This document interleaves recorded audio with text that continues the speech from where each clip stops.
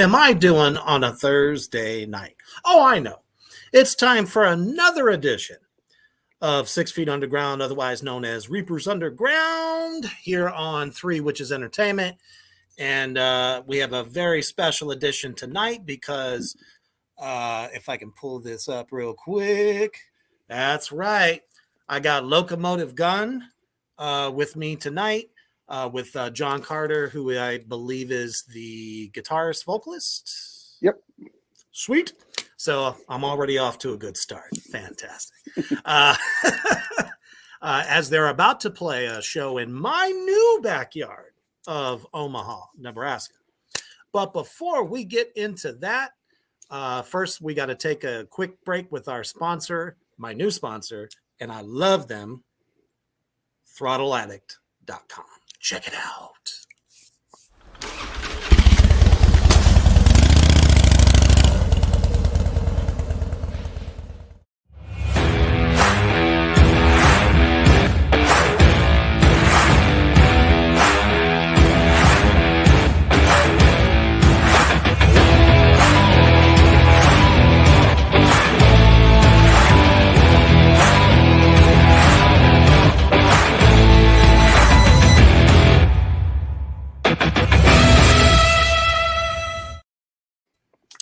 Man, you don't even have to be somebody that owns the Iron Horse to love that shit. Not only do they have a men's line, of course, but they also have a women's line that is just out of sight. So, as a matter of fact, I got my new one on tonight. And if you liked what you saw out there through Three Witches Land Reaper Nation, please get your ass to throttleaddict.com. Use my special code, Reaper all caps, and get 15% off your order. All right. So once again, we got Locomotive Gun with us tonight. John, how you doing, brother? Doing great. How about you? Not too bad. Crazy as ever and always ready to go. So you have a show tomorrow night. Why don't we go ahead and start right there? Yeah. We're playing actually with, we're opening up for one of my favorite new kind of like punk and roll bands, the Ravagers from Baltimore. They've got like they're sick. They got kind of like a Dead Boys kind of vibe, you know, real kind of like a late 70s sort of like trashy garage punk kind of vibe. Really cool. They do it like to a T. I mean, what's really great is Alex Hagen, the guitar player and singer. He's in bands like Rumbler. He's a phenomenal fashion designer.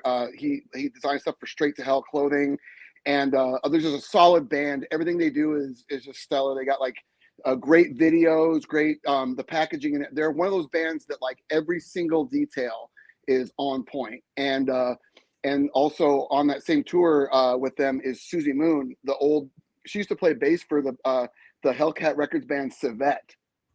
She plays guitar and sings. Okay.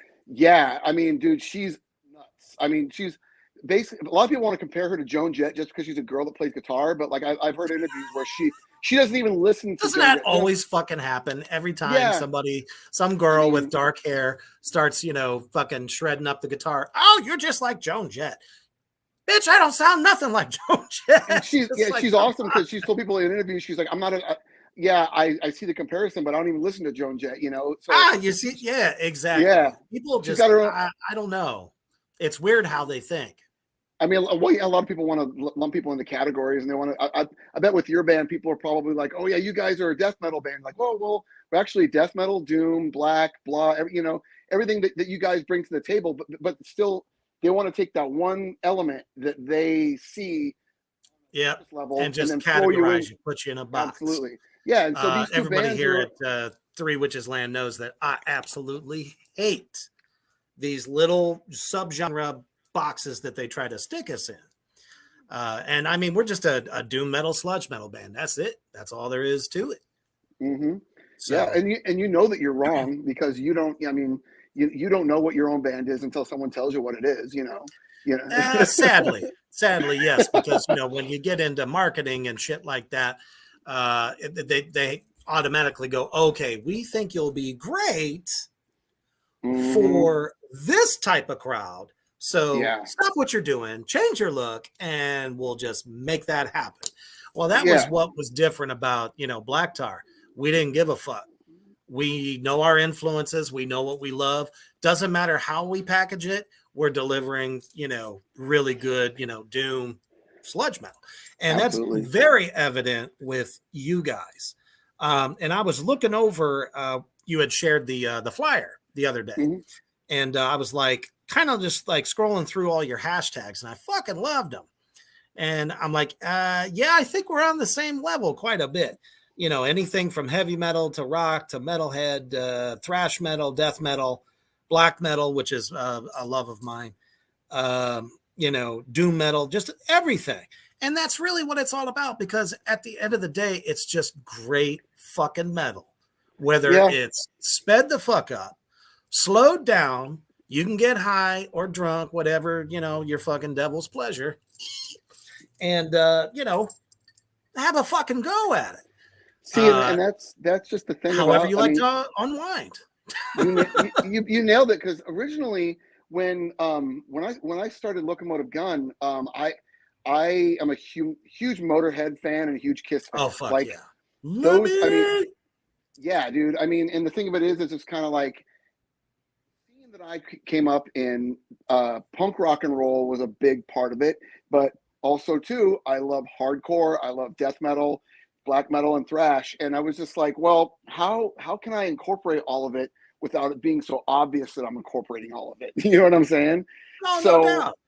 so originally, are you familiar with the band Chrome Division, which is Shagrath from Jimmy Boger's kind of rock and roll band that he did for a while?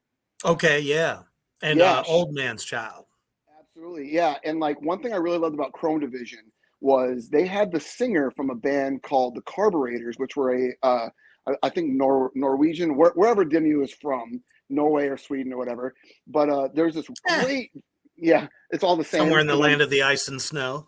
Exactly. The cold places where, subtitles are needed. But the thing about it is, I really like the fact that like guys from Dimmu and guys from a punk rock and roll band like the Carburetors Fuck yeah. combined forces to bring a really super, just a heavier rock and roll. And that's my thing, is just kind of like, I love how Motorhead was one of those bands you could not classify them. They're Nope. metal, they were He punk, refused. exactly. And like Lemmy would come out on stage and he'd say, "We're Motorhead, we play rock and roll." But they go, "Oh, well, you guys are heavy, so we're going to put you guys on tour, with these heavier bands." And I mean, they took, man, they took everybody out on the road, and that's what I loved about Motorhead. And then like Kiss, Kiss was my first love. That was my gateway band to everything. And one thing I loved about Kiss was you'd go back and you look at the old flyers. They played with everybody from Anthrax in the '80s, They to really did. Meatloaf, to I Cheap give them Trick. that. Yeah. Mm-hmm. And They that's weren't just the always thing. packaged in with the hair guys. Exactly. That didn't really happen until they were like in the '80s going, what the fuck do we do next? We got big hair, so I guess we can go there. So they of course fucked While I was they, listening to like King Diamond, Merciful Fate, Black absolutely. Sabbath, Yeah. And I grew up in a small Slayer. town, pre-internet time, where we'd go to the local grocery store and look at the metal magazines, and that's how It we knew what the hit fuck was going Parader on. all day long. Yeah. Yeah, That's dude, for long real. before Kerrang even came around for us. And so like my influences when I was a kid was basically, hey, that looks fucking crazy. I want some of that. That's even crazier. I want that too. And then you go so far, and then you go, okay, wait a minute. Where do where's my middle ground? And so over the years, I've sang for hardcore bands. I've played bass in punk rock bands. I've been in metal bands and stuff. And then I finally got to a certain stage where it's like, it's like, I want to write rock and roll that's fucking caveman, stripped down, but heavy. So we played in drop D on the older stuff, but now we play in drop C. We're a trio. It's just straight ahead, a little bit more on the doomier side of things. Sure. Nowadays, we're recording some new stuff next month or whatever. But I mean, Locomotive Gun has a very storied history of just trying to find the right guys and failing at it miserably over and over again. Oh You know, man, I'll tell you, real quick before we get into that next thing. Hello, Queen of the South, Kelly Garcia. Thank you for joining. And LP, my brother from up north in Canada. Tales from the Oracle in the house. Thank you for being with us. And it was quite funny. Kelly had, she always has these little zingers for us. Sometimes those hair metal bands sneak in there on you. They were kind of like a bad, pimple on the ass of humanity. But they were there and they were fun. They did their thing. I get it. I know everybody That was me in a music video, by the way. That's awesome. I play a great devil, don't I? Yeah.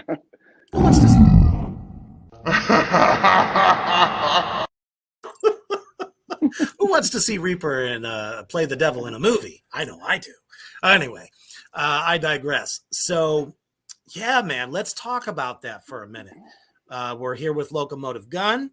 I'm not sure what just happened there, why that popped up. Okay, excellent. Shit, the spirits do what they want to do. Anyway, so yeah, man, I remember we talked a little bit ago, before this week about how you've had kind of a hard go at it, keeping just getting the band started and then trying to keep the members and all that stuff going. Let's talk about that for a minute. Okay, well, basically, I'm going to try to condense this as much as I can because there's a bunch of fucking minutia that doesn't really matter to people watching at home. But kind of really what happened was I moved to North Carolina back in 2007.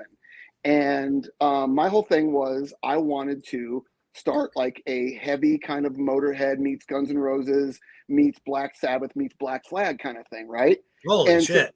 Yeah, it's dude. Quite the cornucopia. Yeah, because basically any band that starts with the word black, I wanted to throw it in, but yeah. So you pretty much get, itemized the moment you throw the word black in there somewhere. I'll take it all fucking day. That's fine with me. Most so, but I played bass in a lot of bands and I sang for a lot of bands, and I was playing bass in a band called Dead Man's Hand, which was kind of like a straight ahead rock and roll punk band. And I moved to North Carolina, so I was like, I wanted to continue on. So I basically took the song title from one of our songs, Locomotive Gun, and which was a song that I wrote. I rewrote it, named the band Locomotive Gun, and I was like, okay, I'm in North Carolina now. Where the fuck are the musicians? Let's go. Let's find some people. And in the meantime, like shortly thereafter, I fell into a hardcore band called Down to This that I sang for 11 fucking years. Holy shit. Yeah, we were signed to 3 labels. We fucking we played with like so many of my favorite like hardcore and metal bands over the years. Great fucking run. But in the meantime, throughout the whole time, I was trying to do Locomotive Gun and have that kind of going. So I had my bass that's player. Fucking hard to do, man. Woo! Yeah, I mean it was rough because it's like, okay, I'm singing for Down to This. So okay, I show up and fucking blah blah blah with my fucking notebook, and then the other band I'm writing songs. Because I was a bass player, and then I started playing guitar. I taught myself how to play guitar. Of course, with me being a caveman ass bass player, I became a caveman ass fucking guitar player. So it's like I'm playing in drop tuning, fat fucking strings. I'm playing guitar through a fucking Ampeg 810 cabinet, and it's just gnarly. So finally, I grabbed my bass player from Down to This, and we're like, hey, let's do this thing. And we had a drummer that bailed out on us to join the Navy. Whatever, that's fine. I completely life fucking happens, man. It really does. You just never know who's gonna be the lifer and who isn't. You know what I mean? And I've had that fucking problem. Oof. Yeah, and when you deal with, and if you have band members that are in the military, it's always going to be really precarious. You never know when they're going to come back. Yeah, and so he left, and then Down to This got signed. And we put out, our first real thing, and then we played a bunch of shows and stuff like that. And then things kind of slowed down, as they do. And me and my bass player from Down to This, so let's try to find a drummer for Locomotive Gun. So we found a guy. He kind of helped us kind of work some things out. So we got our set going, and then he ended up being insane as they are. And we had a couple of lead guitar players come through that were either on every single drug under the sun or completely insane. And so it was just like we couldn't win for losing. So after we got our set, played a couple shows, Down to This gets signed to another label, puts out another full length, or the first full length. Do that for a while. That slows down. Then me and John, the bass player, were like, hey, let's fuck with Locomotive Gun again, right? So by that time, we had about 8 songs. We found another guy, and so okay, we got a good lineup. And then all of a sudden, life hit hard for my bassist, and we Oof. went through a series of bassists. And then my drummer decided he wanted to do something heavier, and then come to find out that this guy was completely not who I thought he was. I mean, when you live in a small town that's stuck to a military base in North Carolina, you kind of have Mm, to take what you can get. And this for is, sure. I'd like to say this is no disrespect, and I don't mean any harsh words, but fuck them. The only person that I played with in that band that's worth a fuck is my old bassist John. He's a goddamn saint, and everybody else that fucking came in, tried to change things, came in, wanted to do whatever. It's just like, you know what? You're not doing this because, for a reason. Because you know what I mean. You're not here because you're not fucking here. So that kind of like turned into this and that, and then Down to This was on its fucking fourth lineup. New album comes out, blah blah blah. We do a Dang. discography album. Things are going fucking great, right? So, but the thing about it is, the guys that are in the band, they have small children and all this kind of stuff. So then all of a sudden, COVID hits. Okay, so right before COVID hit, the amazing and powerful Gabe Saldivar from KingSide Records hits me up wanting Yay! all hail The Gabe. wizard. Yeah, dude. So him and I have a conversation about uh, doing an album for Down to This, and Mhm. because the other guys in the band wanted to do something else after a while, being that I was on my second guitar player, my fifth drummer, and my old bassist had come back for the third time, and so I was like, okay, well, let's go ahead and try to do this. And then they weren't having it, and so I was like, hey Gabe, I got this other band, Locomotive Gun, check it out. And he, by the grace of Lucifer, decided to give it a shot. And I was just like, okay, cool. I'm like, are you sure? Are you positive? So I just got a new lineup. I got a new drummer. I got a lead guitar player for the first fucking time. It was one of the first time we were not a trio. And we had about 16 tour dates booked. And then COVID hit, canceled all of them, of course. And Man, that hit everybody hard. oh yeah, but the thing of it is our first EP, a 5-song EP that's on all the streaming platforms right now, with our with my old drummer Howard, he's an amazing person, and we had this rando fucking lead guitar player guy who, whatever, he's no longer in the picture. He's gone. We've had plenty of those. Yeah, dude, it's whatever. It's inconsequential. Time. Oh, It's a for fuck. sure. He was a fucking time waster. So later, but so anyway, we had the EP comes out, and then all of a sudden, COVID hits, and then me and my wife decide that you know what, we miss the Midwest. We have a lot of family out here. My parents are getting older. There's a lot of peace out here that I never knew existed. You Man. know, especially with, Black Tar being born during COVID, Oh which wow, fucking sucked. really? Yeah, that's when we first got together. So I'm like listening to you talking about COVID. And I'm like, man, we've finally got the Fab Four, at least, of the underworld in Satan's playground. And we don't have a stage. Wow. Yeah, that was pretty rough. And we put our first EP out in 2020, and we were just basically internet success. I was on there every day, 4 to 6 hours a day, just talking to fans, talking to other bands and shit, sharing music, and everybody just pulled together. That's what I love about the underground. We care about one another, and that's what it's all about. Fuck the mainstream. Mainstream can suck my fucking asshole. I don't There's care. there's You know no what I'm need saying? for there's no need for the mainstream anymore anyways, because It's if you can work all bullshit. if you can network social media, and if you can promote your band well, I mean, you can put together any type of band that sounds however you want it to sound, with no pop sensibilities. But if you present it to the right people, and you work hard at it, and you just stay consistent, it doesn't matter. I mean, with what you guys did during COVID, that's phenomenal, because it's just kind of like, well, everybody was at home, everybody was on their phones, on their computers, so you guys struck gold at the right time, and that's awesome. Well, we discovered a ham hock way of doing a live stream show.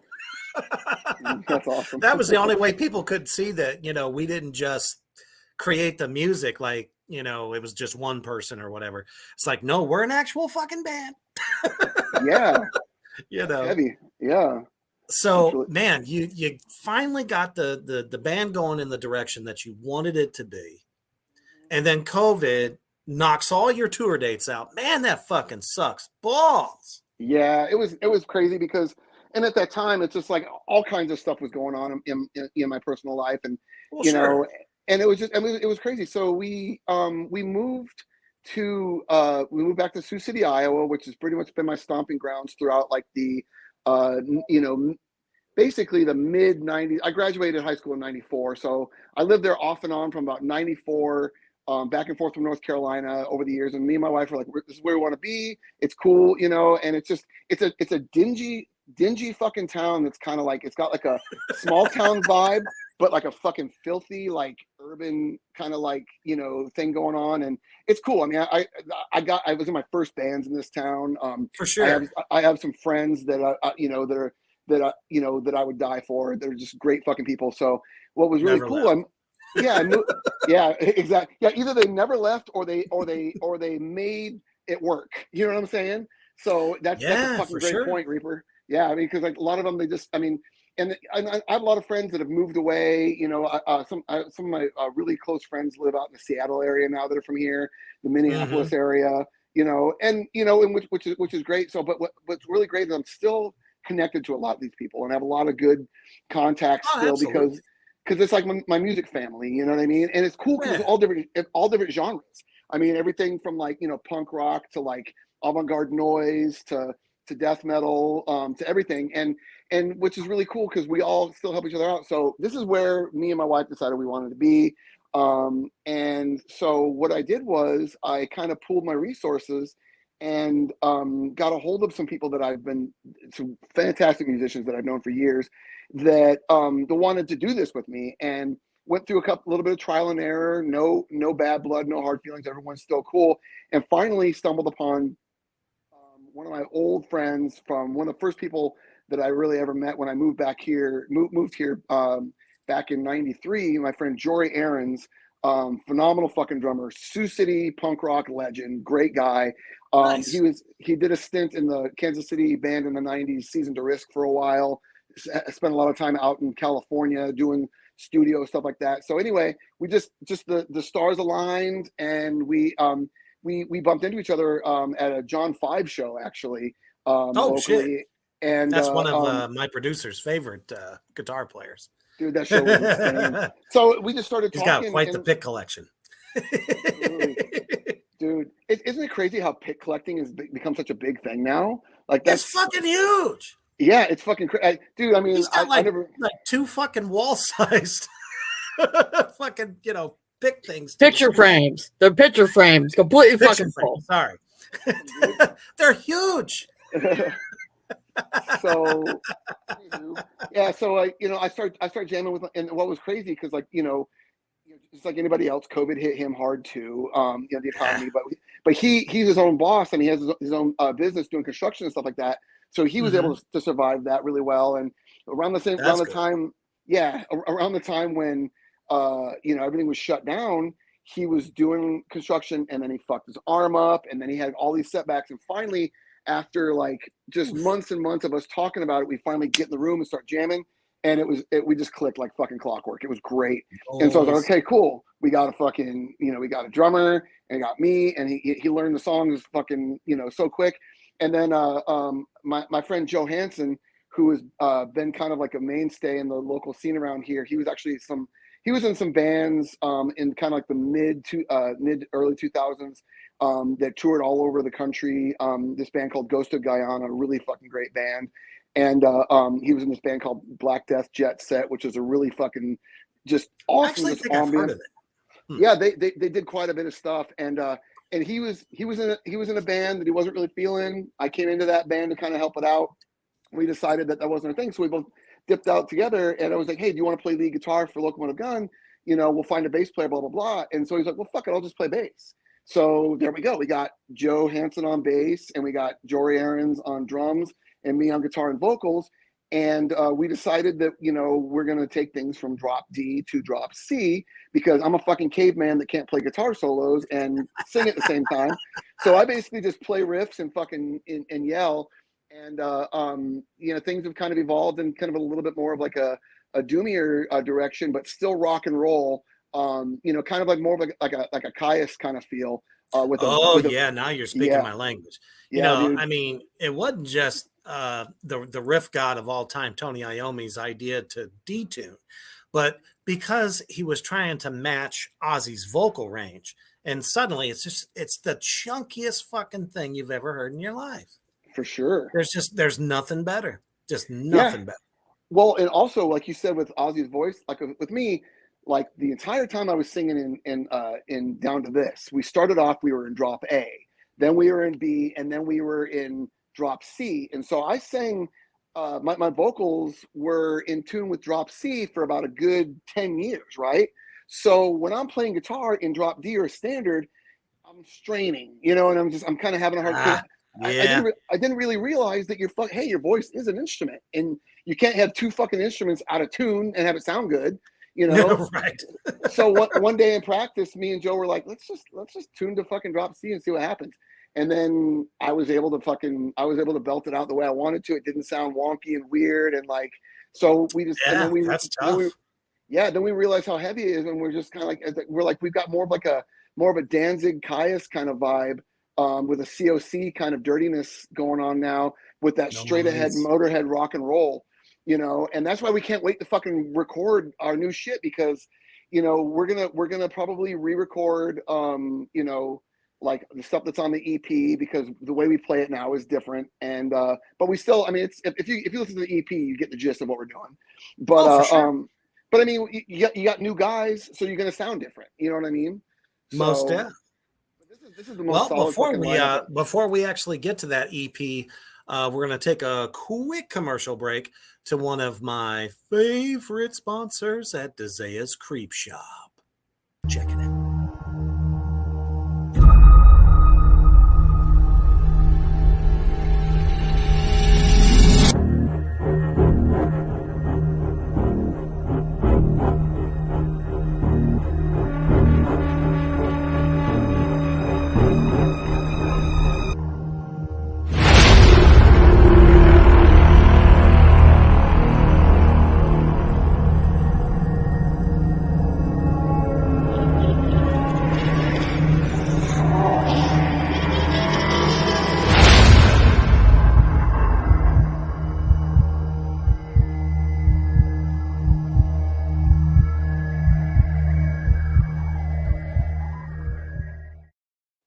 That's right. My good friend Dezea has been cooking up some of the most horrid looking things and up in her game over at the shop on Etsy.com.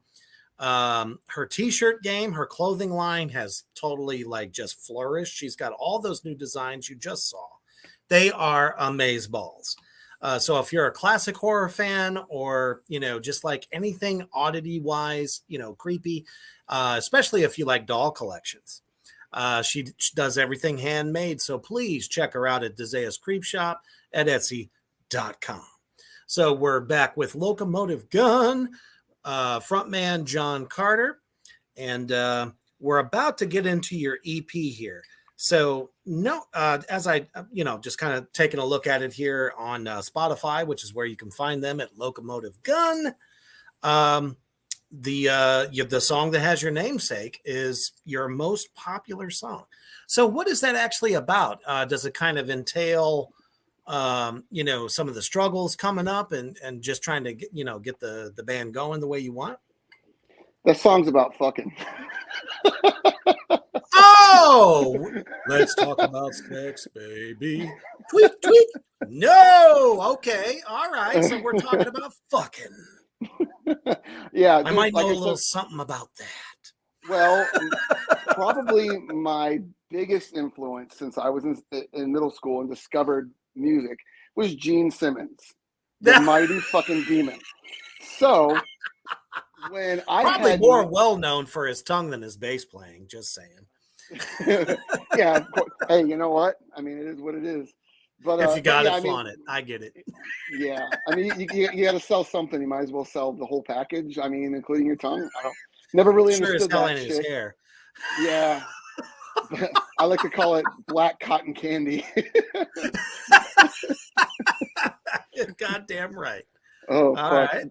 But yeah, anyway, I mean, the fucking the song is pretty much like me and my old singer from Dead Man's Hand. We were joking around one time, and I just came up with the term. I don't know where the fuck it came from, and then he goes, "Locomotive Gun." He goes, "Is that like a dick?" And I'm just kind of like, I was like, "Sure, why not?"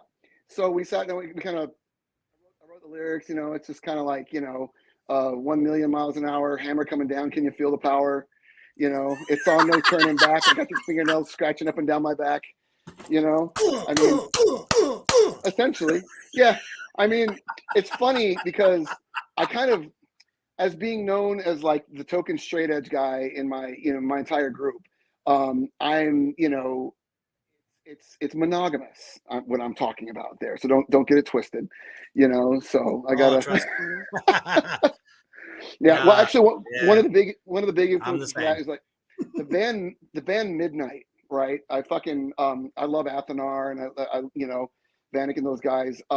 And they got a song. I'm trying to remember the name of the song, but anyway, the one of the lyrics is the only gash I'll ever need, and it's a song about sex, but it comes to that line and he's talking about how like, hey, this is my one and only, right? And Right. and I've been married since 2000, and Oh, congrats, brother. yeah, man, we've been together for 24 years. I mean, she's my best friend and my worst enemy. That's what it's all about. Yeah, and so she's fucking awesome. I love Jen to death, and so in a weird way, that song, kind of has like a meaning of, just everybody. I don't give a shit who you are. You can be the most politically correct person, the most straight edge person, the most pious person. I mean, sex is universal. I mean, it's people compare things to it constantly. It sells things, and if you're not thinking about it when you listen to rock and roll, really know what the fuck you're listening to. You know what I'm saying? And like, Right. and it's just, and I'm not trying to cop any sort of kind of like old school, like, okay, well, if you're singing rock and roll, you got to sing about chicks and partying and whatnot. But just kind of like all my lyrics are fucking stream of consciousness shit. I'll write some shit down and like, I have no idea what this means, so I'll give it meaning. And like that's kind of how that one farted itself out pretty much. Oh, But fuck yeah. I mean, sometimes it just starts with like 2 lines and then you start writing around that. That's how I wrote most of the Black Flame because I was the lyricist, for that album. that's really fucking cool. I mean, it's really great, like getting Can't to sing a lick. Yeah. Well, I mean, and that's just the thing. Some of the best bands, the fucking singer didn't write a goddamn lyric. You know what I mean? Like, Right. love them or hate them, for better or worse, Motley Crue, Nikki Sixx wrote all the fucking lyrics for I was Vince gonna Neil. say, fucking Vince Neil didn't write a fucking thing. He was a face. He's a fucking worthless turd. I swear to God. Oh, I can't stand the motherfucker. Me and Genghis just shredded the fuck out of Motley Crue on one of our recent lists. And I have to bring it up constantly. Who the fuck are you? That's why they call him Motley Poo. That's Motley right. Poo. That's the best. But I mean, yeah. So I mean, that's that getting to know you and kind of seeing kind of like the whole aesthetic and theme and vibe of Black Tar. It's kind of really cool to put a person to know who wrote those lyrics. You know what I'm saying, and kind of know where you're kind of coming from. And that when you get to know a band for what they're about and what the members are about, and that's really great. And the thing of it is with me, like kind of like on the flip side, like I wanted to write lyrics like I've never written before. I mean, being in a hardcore band, I would write songs about like strength and integrity and positivity and just basically the whole I love hardcore. Don't get me wrong, I love it just as much as I love black metal. Original hardcore is fucking phenomenal. The thing of it is, man, it's so steeped in tradition that it gets fucking stale. It's like, hey, we're a band, we're a bunch of bald dudes with tattoos that are going to jump around and tell you how great being friends is. My friends are the best thing ever. Friends. So true. and then it's, and it's just kind of like, okay, that's fucking great. And the people that come to see hardcore, they want those lyrics, right? But I mean, I wanted to fucking write, rock and roll. And I'm like, okay, what are the type of lyrics from bands? I fucking love Danko Jones. I love the Helicopters. I love Glucifer. I love the Humpers. Oh, Glucifer was fantastic. Yeah, but dude. they put all their stock in Hatebreed. I don't get it. There were so many other great bands. Cro-Mags. Dude. You know what I mean? I'm a huge Cro-Mags fan myself. And what's really great is they've got Cro-Mags and Cro-Mags JM. And Cro-Mags JM just did a show in Tompkins Square Park. And it's awesome. John Joseph on vocals, and then Craig Satari from Sick of It All on bass. I don't know who else was in the band, but like John Joseph's got a great band called Blood Clot that's straight up fast, like Bad Brains type influence hardcore. That's fucking great. And Harley Flanagan's still trying to do the Harley Flanagan version of Cro-Mags. So that's great. But my whole thing is, after a while, I'm doing the same kind of shit for so long that I kind of wanted to do something different. But what was the most fucked up thing is, me and my old bass player from Down to This, who was the bass player for Locomotive Gun back in North Carolina, we play a show, and people would they come up and say, "Oh, you guys are, it's about time a really good hardcore band plays." I'm like, we're a rock and roll band. So we were hearing in our head, we're cock rock, god damn it. Yeah, we're Motorheads, yeah, singing about penises and fucking, and cars and shit. But these guys, they hear my voice. They would see me and John were from Down to This. Oh, this is a new hardcore band, and it just for a while it was really kind of hard. Never leaves you, Nah, dude. It's sad. It's like when I stepped out of death metal and decided to do my number one love, which is Black Sabbath, Danzig, Down, Corrosion of Conformity, like that type of vibe. They're like, well, you're still doing double kicks. Yeah, because I know how to accent that shit. Absolutely. You know what I mean? Instead of like letting that, take the forefront like before. Sure. There's no blast beats or anything like that. So, but they're like, well, it's still too heavy to be Doom. I'm like, well, what the fuck okay.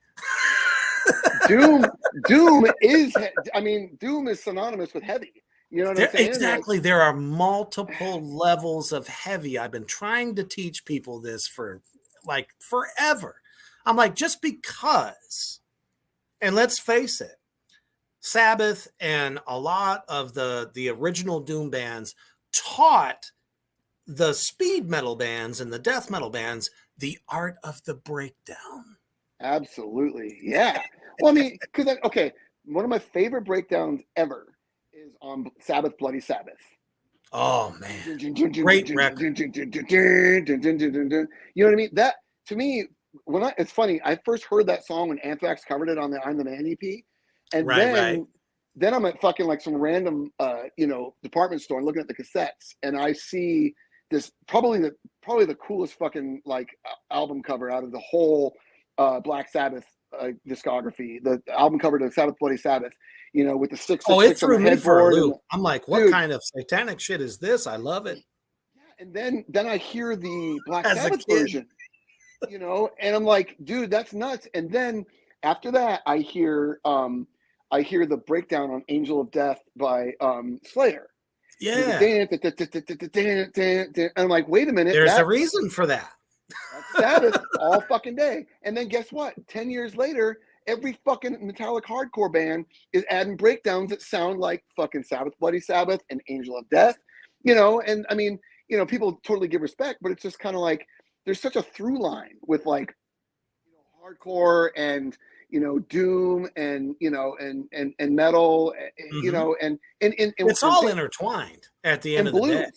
Dude, there's old blues bands like Cactus and Sir Lord Baltimore and and Bang and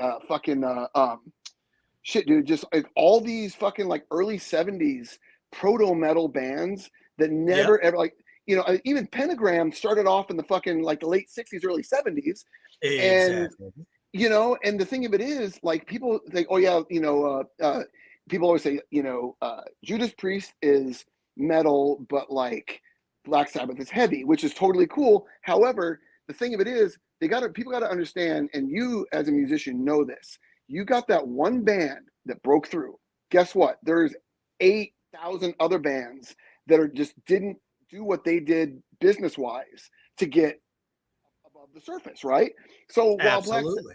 while Black Sabbath is happening, there's all these heavy blues bands, because don't think for a second that when Tony Iommi downtuned, that all these other blues bands didn't fucking downtune as well. Even though their fucking fingertips weren't fucked up like Tony Iommi's, they're like, Right. we're gonna go to fucking D standard. We're gonna play everything in B, you know. And even like bands like fucking Cream and Blue Cheer, they were heavy as fuck too for their time, because of the way they had their, you know, they were playing through fucking the guitar players were playing through bass cabinets, which is what I do in Locomotive Gun.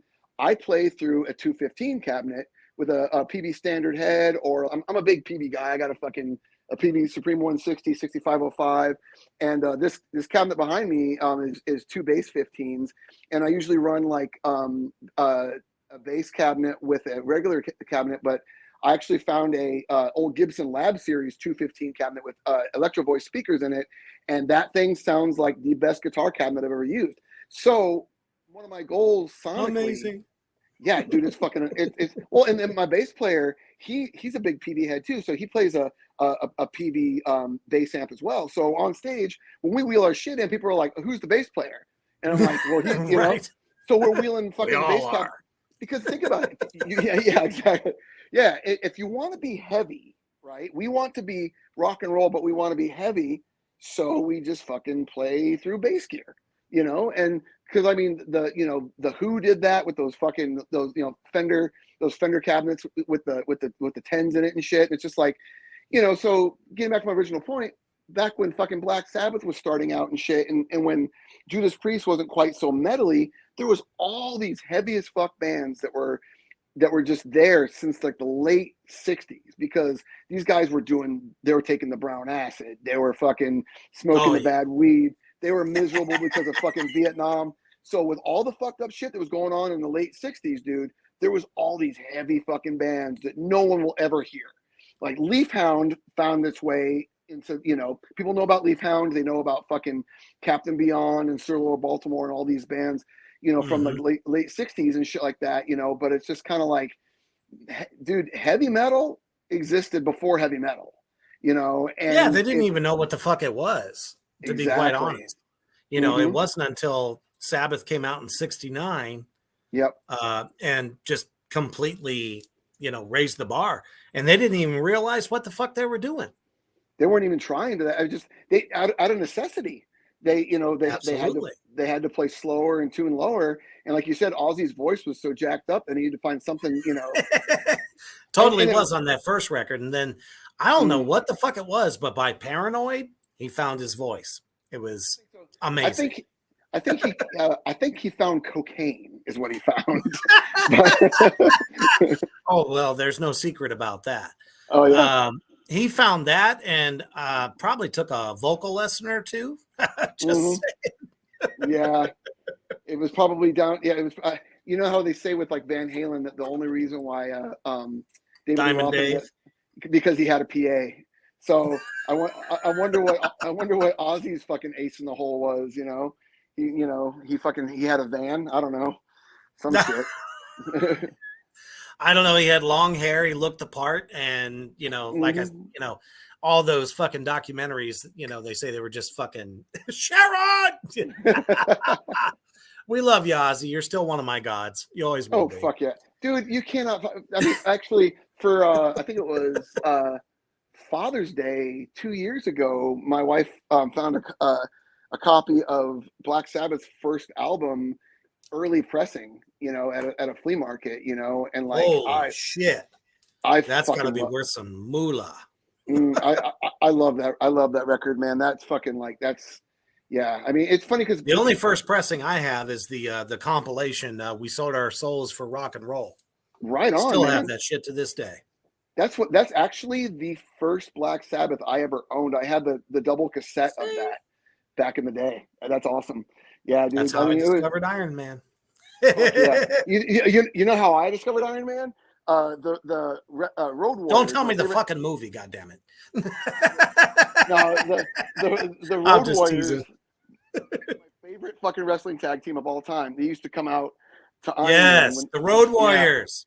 Yeah. And me and my friends were NWA in the house. yeah, we were like, what is this song? And then my friend Chad was like, my dad has this record. So we went and looked, and it's just like, it's the song, it's called Iron Man, you know, and we were scared shitless of the rest because we were like in fucking like second, third grade. We were scared Oh, shitless you of the thought rest you were of about to get the elbow drop of doom. You did. exactly. As soon as they came out, you heard the music. Oh, Man, you thought you were about to get your ass fucking kicked. I got a close. That's it. That's it. That's it. You just got the elbow drop of doom.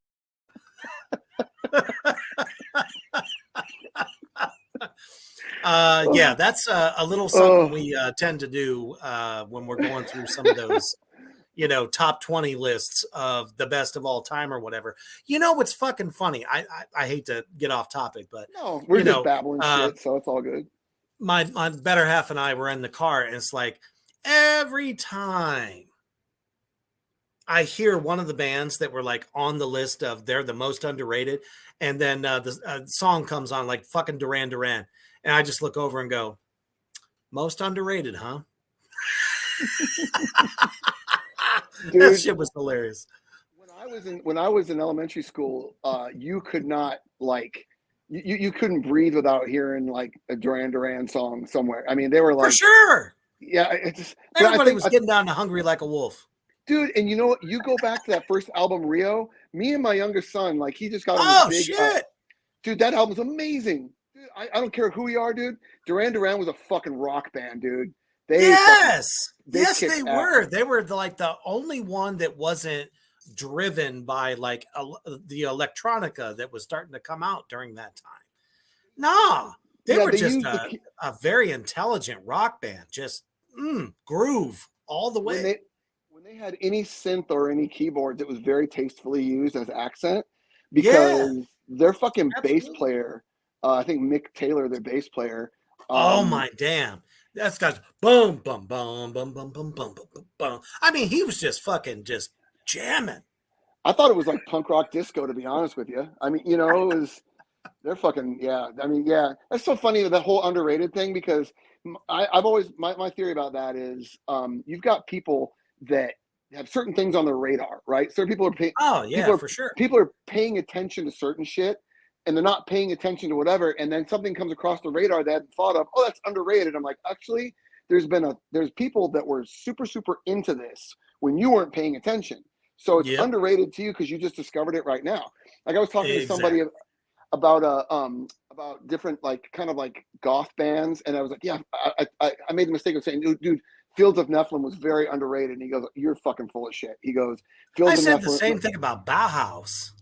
Yeah, I mean, okay. To me, Fields of Nephilim was very underrated in the fact that you don't usually people talk about Joy Division, Bauhaus, New absolutely. Order, you know, which is great. I fucking love all those bands, but the thing about they're great. They just got more airtime. Exactly, and Fields also popped up a little bit later. You know what I mean? And like, because to me, you know, they were early Ministry. Dude, I'm telling you, Twitch is fucking sick. I don't know. It's just listen to a different band. I mean, dude, and like, okay, and probably my favorite underrated band of that whole genre is fucking Sisters of Mercy. They were cock fucking rock. Loved it. Dude, what was it? The Vampire's Lullaby, I think it was called, or something like that. I still rock that shit. Vision Thing is. Dude, Vision Thing is my jam. I had the 12-inch. That whole album was gold. Floodland could be a fucking soundtrack to a really awesome fucking dystopic movie. You know, Floodland was the shit. But like, for sure. But yeah, that whole thing. But you know, as it stands right now, though, like I said, I mean, if people forgot about them for a while, and then they're underrated, and then they come back and do a reunion thing. I mean, you've got like, you know, like Bauhaus. Incretion. That's the one. Yeah, dude, the bass line on that is fucking sick, dude. Fuck. And it was just like, I mean, you know, bands like that, like had something to do with Rammstein. And then Rammstein took it, Depeche Mode. I mean, they covered Depeche Mode. And took it to a whole eviler fucking level. It's just incredible. Yeah, and the thing of it is too, you get people that they work backwards. They found Rammstein, and then they do their research and do their homework and find out where it all kind of comes from. And sometimes they're like, okay, well, they're like later Rammstein. I've found Laibach. I've found fucking Mission UK. You know, you find all these other KMFDM in the house. Dude, you know what's funny? I've recently become a fan of KMFDM. They've always been around forever, right? And I was sitting here going, I was like, to me, I thought they were like do you remember the band Pigface? You know, Oh, Pigface. Who the fuck Yeah. doesn't know them? And if you don't, there's something fucking wrong with you. Yeah, you got Pigface, Revolting Cocks, Ministry, you know, and that whole thing. And I thought that KMFDM was kind of like a cheap Pigface, right? And then fucking, you know, got into him, and a good friend of mine, he's a huge fan of like a lot of industrial stuff, and he goes, no, this is basically like, this is, you know, the music to fucking just fuck people up to if you're into industrial. You know what I mean? And I'm like, yeah, it's like That's so true. They're like if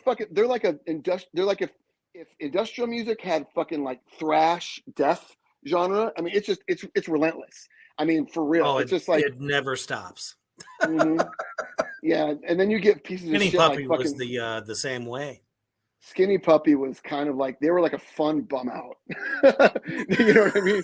Like, I want to be bummed the fuck out. I'm gonna fucking dig it. So let's listen to fucking Skinny Puppy. You know what I mean? That's what that was all about. For sure. You know they had a worse day than you did, and you enjoyed every fucking bit of listening to it. So. Oh fuck yeah, absolutely. You know, it also amazes me that most people don't realize that the Misfits started in the late 70s. Yes. The Cough Cool 7-inch with Return of the Fly. When it was just Glenn and a keyboard, and I think he might have had like a really rudimentary drum machine, like one of those. Remember those? It's like not like Farfisa, but like one of those keyboards that. Oh yeah. I swear I read somewhere, I could be totally wrong, that he wrote some of his early stuff with his mom or somebody, or he bought one at a flea market or whatever. He had that where you could get the beat like a and then he could play along with it, right? And it was like it was like a primitive version of like, say, something that like Kraftwerk, you know, or something, you know what I mean? And so because you listen to that fucking like that Cough Cool, and it's just like with the really sparse drums. I wouldn't be surprised if he fucking sat in a room with a keyboard and just did the whole thing. I mean, that's so fucking cool, man. And like the fact that people, you know, don't really go back that far to really see what Misfits were really about. I mean, you got like when Arthur Googie was on drums, you know, and you know, and then fucking like who was that guy that had the band Undead? Johnny, what the fuck? The guitar player before Doyle. Anyway. I know what you're talking about. People are probably screaming at their fucking screen right now, call me a fucking poser.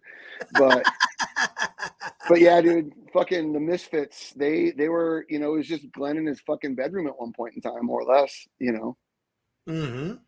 Well, I mean, I can clearly, you know, just going through your first EP, I can hear the influences. They are there. And it comes out. Your voice is very strong. And honestly, I feel Omaha is very lucky to have you guys coming tomorrow. I appreciate that, man.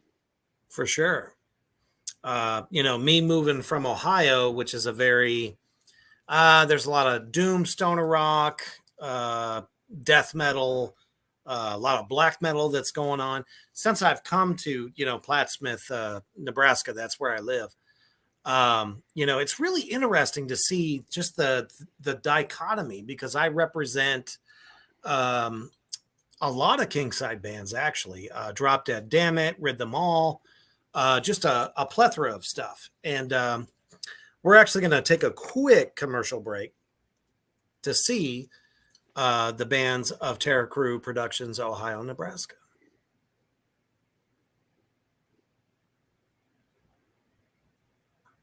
Somewhere.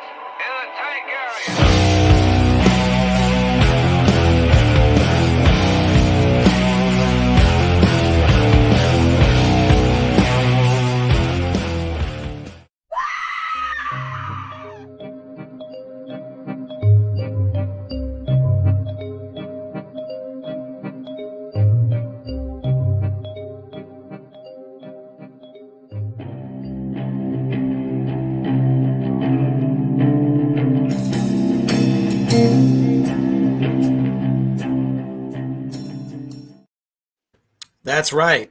If I feel you have what you the fucking stuff, and you're wanting to go to the next level, as a matter of fact, we just had Grave Next Door join me as part of the Terror Crew family. Send me your shit. All the links are there, and let's fucking make history together. That's how I feel. If I feel that everyone out there is going to love you, I will do whatever it takes to get you out there. So check me out at Terror Crew Productions, Ohio, Nebraska, Instagram. All right. So we're in the final moments of the show. What do you want to say to all the fans that you've probably made, during this broadcast, and what message do you want to leave them with? Honestly, the thing about what Locomotive Gun is kind of about is really worrying about what's going on in your scene, musically or creatively, but do your own thing while you still support others and pay it forward. You're not an island. You need the other bands and the venues and the promoters just as much as they need you. And you might not enjoy the music of another band, but I'm not going to like your band if you're a fucking dick. If you're a piece of shit. Absolutely. There's people that are in bands that I don't enjoy the music, but I like their band. I like them as people, and I'll support them all day. And then there's people that are like, like, I like their music, but like I don't like the fact that they're not really supporting what else is going on, and it's just kind of like you can't really get behind it if they're local, or if they're in your scene. Because really what that does is it damages the whole vibe. It damages what the scene, because if you get people that are trying to take it over or compete with others or do just stupid shit in the sake of trying to make themselves look cool, it's going to turn people off from wanting to start bands. It's going to turn people off from wanting to go to shows. And mind your own fucking business if you don't want to, deal with other people. That's fine. If you want to like do your band and go elsewhere and play shows out of the area, that's fucking great too. But don't come back into your scene like you own it because you've done stuff outside of it and expect people to fucking respect you. And there's a lot of bands that, like, quite frankly, their local scene is just not for them. It's like, hey, people don't support this kind of music, so we're going to go where they do support it. You've probably seen it all day, because there's some scenes where it's like everywhere they cater to a certain genre, right? And then you let's say you throw a black metal band in the middle of a bunch of indie rock and like emo and hardcore bands, unless those people in that band are cool fucking people, they're friends with the people in those other bands, they will get support. But if you come in here and go, oh, we're not like the others, so fuck everybody else, then you're not going to last very fucking long. Nope. And especially in the underground. Yeah, and one thing not to fucking be like a shill for KingSide, but one thing I think is really fucking great is all cards on the table, in all candidness. I love the fact that Gabe is cleaning house. He sees there's people that aren't really doing their part or doing their share for the scene, not just for like the label, but just for the scene in general. Because if someone sees a certain band that's on a label and they'll, oh, okay, what are they doing? Well, nothing. Let's find out why. Okay, COVID fucked them. They got to find new members. That's fine. And that's what we went through, whatever. So Gabe Gabe could be like, okay, well, you know what, you guys, I haven't seen much from you. I was moving and blah, blah, blah. But there's some bands that, like, they're in a thriving scene. They've got venues all around them. They got other bands they can play with, and they're not doing a fucking thing. I'm a big time shameless opportunist, dude. If I see somebody that's got something that I can find useful, and if I have something that they can find useful, I will fucking share and trade all fucking day. I'm the classic case. If we're sitting having a conversation and you're like, hey, I kind of like bands that are like this, blah, blah, blah. I'm like, dude, you should check out this band, this band, this band, this band. Hold on, I'm going to go home, make you a fucking mixtape, come back and show you this. You need to check this shit out. Not trying to go, hey, dude, I'm fucking rad because I'm into all these bands you never heard of, dude. And I'm not going to share. It's like, no. You need to fucking know about bands A, B, D, and C, because you love this shit. You just don't know what's out there. Let me fucking help you discover shit. Because I had people that helped me growing up. And my whole thing is the second message is this: help people discover shit that they don't know that they're going to fucking love. You know what I mean? Most And that's just, I and mean, it's not like forcing it down their throat either. no, it's just kind of like, hey, what brings me up is you got that person that they want to be the person to discover it. You show them, hey, check out band X, okay? It's all right. 2 months later, dude, I'm all about band X. I found them on fucking Spotify. I'm like, motherfucker, I showed them to you 2 weeks ago because you said you like bands like this. So you know what? As long as you're into it, that's fucking cool. I'm not trying to gain glory, but I'm sitting here going, look, dude, you know, nobody gives a shit that you discovered it on your fucking own. There's a Right. vast world of music out there. You've got the internet, but it's just kind of like, I want to help people get exposed to the stuff they want to get exposed to. Because how many times have you been sitting around going, oh, I like this kind of shit? Like, dude, the entire time where you were listening to these bands, this other shit was going on and you didn't even fucking know about it. And then you find out and you go down a fucking rabbit hole and you know, it's the best thing ever. You got to have an open mind.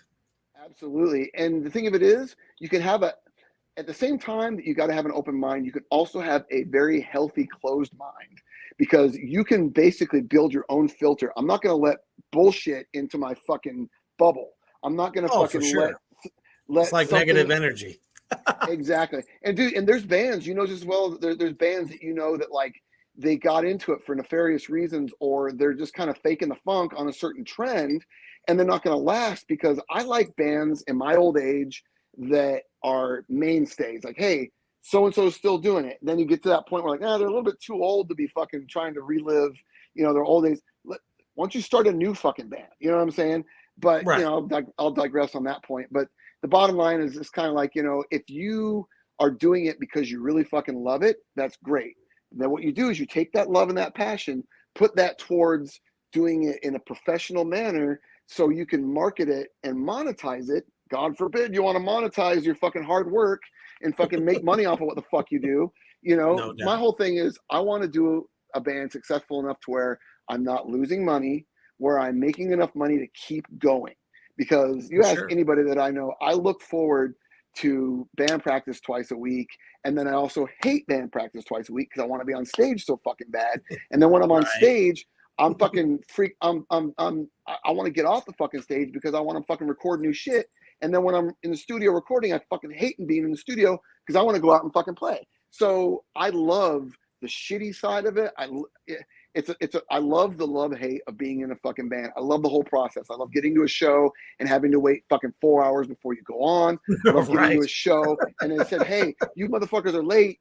Put your gear on stage and play right fucking now. It's 5 o'clock. Nobody's in here, but you're gonna fucking play anyway. But you know what? You give them a good show and you fucking use it as fucking live band practice. You know, it's just, I'm completely fucking Bruce Lee about it, dude. I'm like water. Just be water with it. If you love the taste of that water, drink the fuck out of that water, be that water, share that water. Because if you're doing a fucking band and you're not supporting others, helping people find their fucking way, influencing others, I mean, you know, it's all about paying it forward and, you know, manifesting things with your will to the point to where like, hey, I am planting this fucking seed through my positive energy. Hopefully you understand what the fuck I'm doing. So you take that and fucking feed it forward instead of just stagnating and building nothing but negative energy and fucking just bringing all kinds of toxic shit. Most scenes right now that I've encountered suffer from a lot of fucking toxic energy, infighting, all kinds of bullshit. But then you got the scenes where, like you said, the underground, which can be construed in a lot of ways, the underground, everyone needs each other. All the bands need each other. All the people involved need each other. Think about the people that you know that can't play an instrument. They don't want to be on fucking stage at all. They're terrified of fucking public speaking in crowds, but they will be at every fucking show.